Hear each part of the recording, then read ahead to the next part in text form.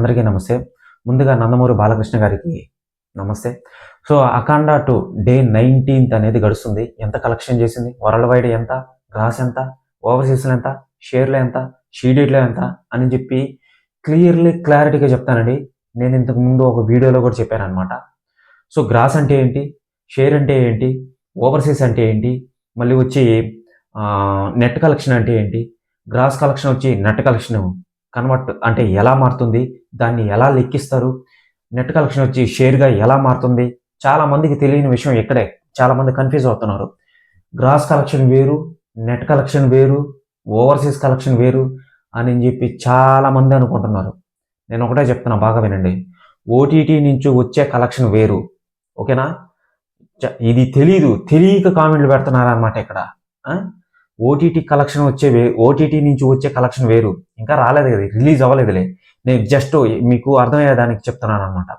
Gross collection, net collection, share collection ఇది ఒకటే మన ఇండియాలో జరిగేది.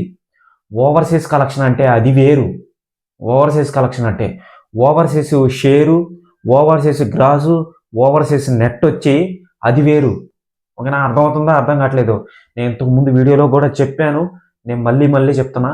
మీకు అర్థం అవ్వాలనే చెప్తున్నాను అనమాట నేను. ఆ ఓవర్సీస్ నుంచి వచ్చే కలెక్షన్ ఎక్కడి నుంచి వస్తుందంటే ఇతర దేశాల నుంచి వస్తుంది. దాన్ని ఓవర్సీస్ కలెక్షన్ అంటారు. క్లారిటీ అర్థమైందా?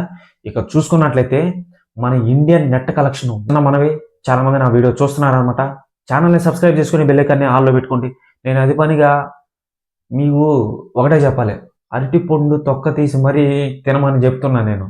ఇంత బాగా ఎవడు చెప్పడు నాకు తెలిసి. నేను ఇంతకు ముందు వీడియోలో కూడా చెప్పా. అసలు వీటికి మీనింగ్ ఏంటి, ఇవి ఎలా వస్తాయి ఏంటి అని చెప్పి. ఒక ఆడియన్ టికెట్ కొనిన తర్వాత అది గ్రాస్ పరంగా ఏ విధంగా వస్తుంది అంటే జిఎస్టీతో సహా పే చేస్తే అది గ్రాస్ పరంగా ఒక టికెట్. ఓకేనా? ఆడియన్ కొన్నట్టు. ఇప్పుడు టికెట్ వచ్చి 200 రూపాయలు. నేను ఆల్రెడీ చెప్పా. ఓకేనా? 30 రూపాయలు వచ్చి గవర్నమెంట్ జిఎస్టీ పడుతుంది అనుకోండి. నేను అప్పుడు 230 రూపాయలు కట్టి జిఎస్టీతో సహా పే చేస్తే అది గ్రాసు. ఓకేనా?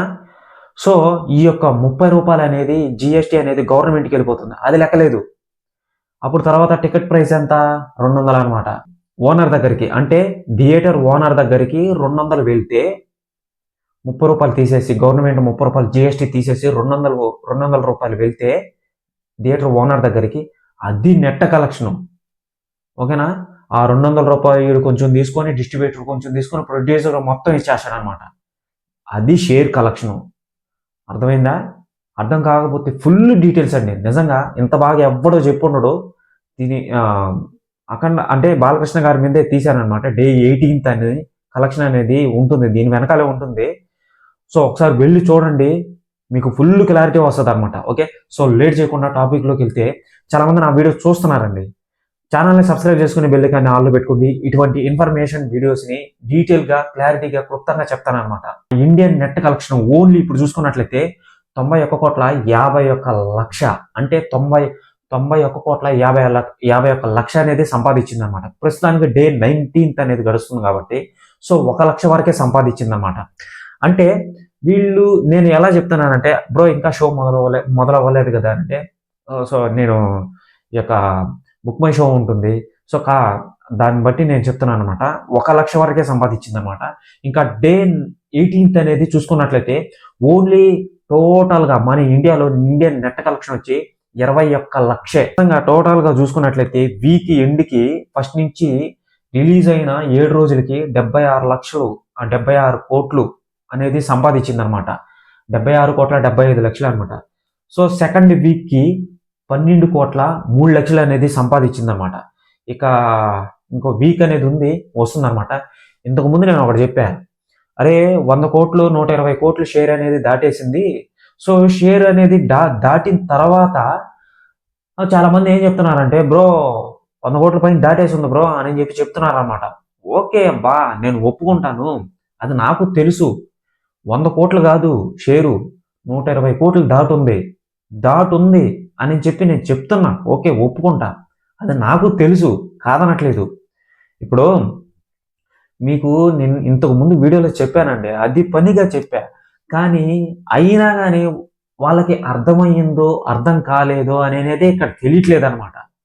ప్రొడ్యూసర్ ఇప్పుడు థియేటర్ ఒక టికెట్ అనేది ఉంటుంది. ఆ టికెట్ కొన్న తర్వాత ఆ షేరు ఎంత వస్తుంది ఏంటి అని చెప్పి ఒక ప్రైజ్ అనేది ఉంటుంది. ఇప్పుడు వాళ్ళనేది ఒక లాభం అనేది చూసుకోవాలి కదా. 120 కోట్లు కాదురా బాబు, వచ్చుంది, ఇంకా చాలా వచ్చుంది. కానీ అది అలా సడన్లీ వాళ్ళు అఫీషియల్గా ఒక పోస్టర్ అనేది వదులుతారు కదా, అప్పుడు దాకా వెయిట్ చేసి చూద్దాం అని చెప్పి నేను చెప్తున్నాను అనమాట. 5 కోట్లు షేరు, నేను 100 కోట్లు చెప్తా, ఇంకొకడు వెళ్ళి 120 కోట్లు చెప్తాడు. అరే బాబు, మూవీ హిట్ అవుతుందా లేదా అని చెప్పి షేర్ మీదే డిపెండ్ అయి ఉంటుంది. ఇది ఎవ్వడో చెప్పడరా, ఇది ఎవడో చెప్పడు. ఒక మూవీ హిట్ అయిందా ఫట్ అయిందా అనేది షేర్ మీద ఆధారపడి ఉంటుంది. అది మీకు తెలుసో తెలీదో, షేర్ మీద ఆయన పెట్టిన బడ్జెట్ మీద ఆధారపడి ఉంటుంది. బడ్జెట్ అని చెప్పి ఎందుకు అంటున్నానంటే, ఈయన బడ్జెట్ అనేది మీరు చాలామంది ఈయనే ఉంటారు. ఈ మధ్యలో చాలామంది మెంటల్గా ప్రిపేర్ అయ్యి 100 కోట్లు పెట్టింది, 200 కోట్లు పెట్టింది, 150 కోట్లు అని పెట్టింది అని చెప్పి తెలిసి తెలియకుండా కామెడీ పెడతారు. అది కరెక్ట్ కాదు. నీకు కన్ఫామ్గా తెలుసా? లేకపోతే ప్రొడ్యూసర్ ఏమైనా ఫోన్ చేసి చెప్పాడా? లేకపోతే బోయపాటి శ్రీని గారు ఏమైనా ఫోన్ చేసి చెప్పాడా? నేను అదే అంటున్నా ఇక్కడ. ఇప్పుడు 100 కోట్లు పెడితే బడ్జెట్ అనేది ఈయనకి 100 కోట్లు వచ్చింది, ఓకేనా? షేర్ అనేది 100 కోట్లు అనేది వచ్చింది. అది లాభం కాదు కదా, అది లాభం కాదు. అదే అంటున్నాను నేను. ఇప్పుడు ఈయన పెట్టింది బడ్జెట్ ఎంత? కొంతమంది ఏమంటున్నారు, మీరు వినే ఉంటారు, 200 కోట్లు పెట్టారని చెప్పారు బోయపాటి శ్రీని గారు, ఓకేనా? ఇంకొంతమంది వచ్చి 150 కోట్లు పెట్టారని చెప్పారు. ఇంకొంతమంది ఏంటంటే ఎస్టిమేషన్ వేసుకుంటున్నారు అనమాట, తెలిసి తెలియకుండా. ఎలా అంటే 150 కోట్ల నుంచి 200 కోట్లు ఉండొచ్చు మ్యాక్సిమం అని చెప్పి ఈ విధంగా చెప్తున్నారు అనమాట. సో ఒప్పుకుందాం, కాదనట్లేదు. ఇప్పుడు 150 కోట్లు పెడితే షేర్ ఎంత రావాలండి? 150 కోట్లు పెడితే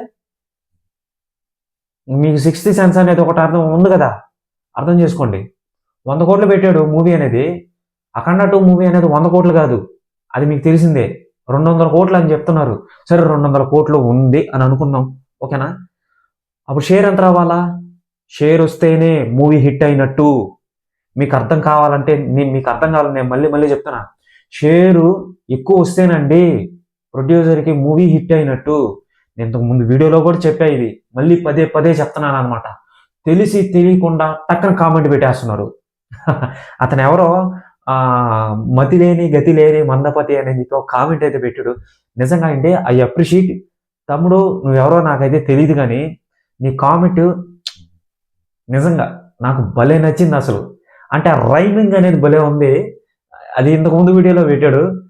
సో అది బాగుంది, అది నేను వీడియోలో వాడతా. అది ఇంకో వీడియో చేస్తాను. సో ఆ వీడియోలో వాడతాను అనమాట, ఆ వీడియో పర్పస్కి వాడతాను అనమాట. సో ఇదే ఇక్కడ నేను చెప్పేది, ఓకేనా? మీకు ఐ హోప్ మీకు బాగా అర్థమైంది అనుకుంటా.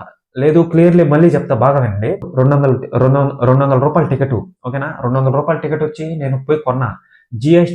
జిఎస్టీతో సహా నేను పే చేశాను అనమాట. 230, 200 థియేటర్ ఓనర్కి వెళ్తుంది, అంటే ఆడిచ్చిన వాడికి వెళ్తుంది. ఆడిచ్చిన వాడికి 200 వెళ్తుంది. 30 రూపాయలు వచ్చి గవర్నమెంట్కి వెళ్తుంది. గవర్నమెంట్కి వెళ్ళిన అమౌంట్ లెక్కలేదు. ఈ యొక్క 200 వచ్చింది కదండి, ఈ 200 అక్కడి నుంచి అంటే 230 పే చేసిన తర్వాత దాన్ని గ్రాస్ కలెక్షన్ అంటారు. గ్రాస్ కలెక్షన్ నుంచి ఎప్పుడైతే జిఎస్టీతో సహా పే చేసి 200 ఈ యొక్క థియేటర్ ఓనర్ దగ్గరకు వస్తుందో అది నెట్ కలెక్షన్, ఓకేనా? గ్రాస్ కలెక్షన్ వేరు, నెట్ కలెక్షన్ వేరు అనుకోబాకండ్రా నాయన. ముందే చెప్తాను బాగానండి. ఇప్పుడు నెట్ కలెక్షన్ వచ్చింది కదా, దాంట్లోంచి డిస్ట్రిబ్యూటర్ థియేటర్ ఓనరు సగం తీసుకుని డిస్ట్రిబ్యూటర్ కొంచెం తీసుకుంటాడు అనమాట. అంటే థియేటర్ ఓనర్ నుంచి ఆ 200 అనేది డిస్ట్రిబ్యూటర్ దగ్గరికి వెళ్తుంది, ఓకేనా? అప్పుడు దాకా నెట్ కలెక్షన్ లాగే ఉంటుంది. ఎప్పుడైతే అదే డబ్బు ఒక ప్రొడ్యూసర్ దగ్గరికి వెళ్తుందో అది షేర్ కలెక్షను, ఓకేనా? ఓకే, ఈ యొక్క షేర్ కలెక్షన్లో కూడా ఆయన లాస్ అయ్యాడు అని అనుకుందాం. లాస్ అయిన వెంటనే అతను ఏం చేస్తాడంటే ఓటీటీ ప్లాట్ఫామ్కి ఇస్తాడనమాట. ఆ యొక్క ఓటీటీ ప్లాట్ఫామ్కి ఎలా ఒప్పుకుంటాడంటే, ఇప్పుడు ఓజీ మూవీ వచ్చింది, ఆ యొక్క ఓటీటీ ప్లాట్ఫామ్లో రిలీజ్ చేశారు. వ్యూస్కి చూసేదానికి అసలు సంబంధమే లేదు ఓటీటీ ప్లాట్ఫామ్తో. అయితే ముందుగా డీల్ చేసుకుంటారు. ఇన్ని కోట్లు ఇస్తాను భయా, నా మూవీని ఆడించుకుంటావా లేదా? ఆడించుకుంటావా అంటే ఓటీటీ వాళ్ళకి పేరు కదా, పేరు కోసం చేస్తారనమాట. ఇన్ని కోట్లు అని చెప్పి ఇచ్చేస్తారు, ముందుగానే మూవీ హిట్ అయిందా ఫట్ అయిందా అతనికి అసలు సంబంధమే లేదు. ఇంకా ఆ మూవీ అనేది ఓటీటీ ప్లాట్ఫామ్కి ఇచ్చేస్తాడు. అక్కడికి ఒకే అమౌంట్తోనే క్లియర్ అయిపోద్ది. ఎప్పుడైతే ఓటీటీ ప్లాట్ఫామ్లోకి మూవీ అనేది రిలీజ్ అయిపోయిందో అని చెప్పి మీరు చూశారో, అమౌంట్ అనేది చేరిపోయి ఉంటుంది. అక్కడ ప్రొడ్యూసర్కి అమౌంట్ అనేది చేరిపోయి అక్కడికి క్లారిటీగా అయిపోయి ఉంటుంది అనమాట. అది తెలియని వాళ్ళకి చెప్తున్నానండి. చాలా మంది తెలిసి తెలియకుండా కామెంట్ పెడుతున్నారు. తెలియని వాళ్ళకి చెప్తున్నా. ఐ హోప్ మీకు బాగా అర్థమైంది అనుకుంటా. ఇక ఓవర్సీస్ కలెక్షన్ అనేది ఎలా వస్తుంది, మీకు ఇంతకు ముందు వీడియోలో చెప్పా, బయట నుంచి వస్తుందని. ఓకేనా, బయట నుంచి వస్తుంది అంటే ఇతర దేశాల నుంచి వస్తుంది అమౌంట్ అనేది. Overseas net collection, overseas gross మొత్తం నీట్గా చెప్పాను నేను. మన ఇండియాలో ప్రాసెస్ ఏ విధంగా జరుగుతుందో సేమ్ అదర్ కంట్రీ నుంచి వచ్చే ప్రాసెస్ అనమాట. దాన్నే ఓవర్సీస్ అని అంటారు. అది పాయింట్. ఓకే, ఈయన చేసిన మంచి పనులు ఇటువంటి మంచి పనులు కదండి బాలకృష్ణ గారు చేసింది. నిజంగా దేవుడు లెక్కన చూస్తారు చాలా మంది, దేవుడు లెక్కన. ఇటువంటి మనిషిని నిజంగా ఎవరికంటే వాళ్ళకి సహాయం చేయకుండా దివ్యాంగులకు సహాయం చేస్తూ ఈయన ఒక పెద్ద హాస్పిటల్ పెట్టి ఈ యొక్క హాస్పిటల్ని రన్ చేస్తూ చాలా ఎక్కువ మోతాదులో కలెక్షన్స్ అనేటివి చాలా ఎక్కువ మోతాదులో అనేది ఖర్చు పెట్టున్నాడు. ఐ హోప్ ఇదే అమౌంట్ అని నేను చెప్పట్లేదు. 300 నుంచి 450 కోట్ల దాకా ఖర్చు పెట్టున్నాడు ఈయన.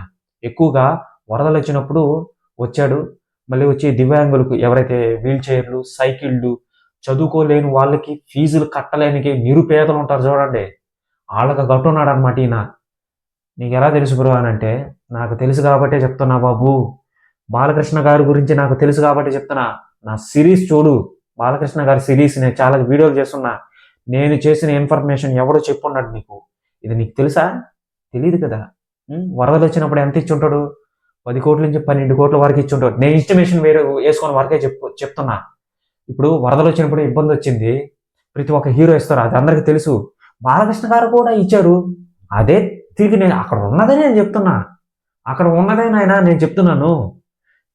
ఐ హోప్ మీకు బాగా అర్థమైంది అనుకుంటా. ఓకే, బాలకృష్ణ గారు 10 నుంచి 12 కోట్ల దాకా ఇచ్చి ఉంటాడు అనమాట. ఓకేనా.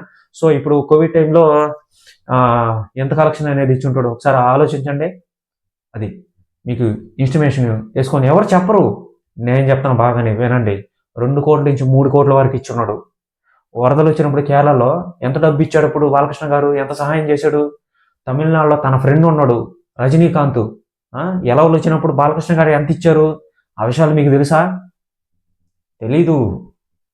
అంటే బాలకృష్ణ గారి గురించి నేనేదో ఇదిగా చెప్తున్నట్టుగా ఏంది బ్రో అది ఇది అని అనుకుంటారేమో. నిజం బ్రో, ఇది వాస్తవం, ఇది ఓకేనా, వాస్తవం ఇది. హోప్ మ్యాక్సిమం ఇప్పుడు వచ్చిన యూత్కి తెలియదు కాబట్టి ఇప్పుడు యూత్ ఈ యొక్క వీడియో కానీ చూస్తే బాలకృష్ణ గారు ఫ్యాన్స్ కొడతారు గెడతారు అని చెప్పి చాలా మంది చెప్తున్నారు. ఓకే, ఆ విధంగా ఇప్పుడు ఏమైంది? ఆ శివాజీ, అన్వేషణ, ఇప్పుడు వాళ్ళందరూ ఏమయ్యారు? రోడ్డు మీదకి లాక్కొని వచ్చారనమాట వాళ్ళందరినీ. సో ఆ విధంగా రోడ్డు మీదకి లాక్కొని వచ్చారు కాబట్టే ఇప్పుడు ఈయన ఎగబడి ఈయన వస్తుంటే పైన పడితే ఎవరు గమ్ముగా ఉంటారండి? మీరు చెప్పండి, పైన పడితే ఎవరు గమ్ముగా ఉంటారు? ఇప్పుడు నువ్వే ఈ వీడియో చూస్తున్న వాడు సెలబ్రిటీ అయి ఉంటాడు, సడన్గా ఇలా వస్తావు, నీ మీదకు 10 మంది వచ్చేస్తారు, పైన పడిపోతారు ఫోటో అని, నువ్వు ఉక్కిరి బిక్కిరి అయిపోతావు. అందుకే బాలకృష్ణ గారు ఒక దెబ్బ కొడతాడనమాట. అయినా దాన్ని పెద్ద కాంట్రవర్సీ చేయకుండా బాలకృష్ణ గారిని సో వాళ్ళ ఫ్యాన్స్ ఆచరించారు కదా, కొట్టాడు మా బాలయ్య, ఇది జై బాలయ్య అని చెప్పి ఆచరించారు కదా. ఆచరించారా లేదా అదనమాట. సో మీకు బాగా అర్థమైంది అనుకుంటా.